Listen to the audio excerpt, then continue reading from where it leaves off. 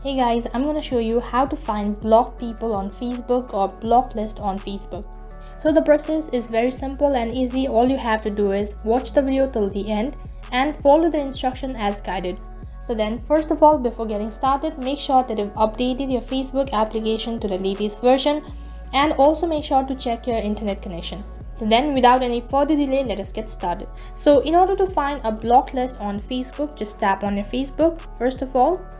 So as the Facebook is loaded, just tap on the try bar icon in the top right corner. And on the other page, you will be directed into menu page. So over here, scroll down right to the bottom and then tap on settings and privacy. So once again, you'll have to tap on settings. Next page, you have the detail of settings and privacy. And over here, once again, scroll down and then look for audience and visibility. And under it, you'll have to tap on blocking, which is on the second last option. Just tap on it. So once you tap on it, on the other page, you'll find all the people that are blocked on your Facebook or the blocked list on Facebook.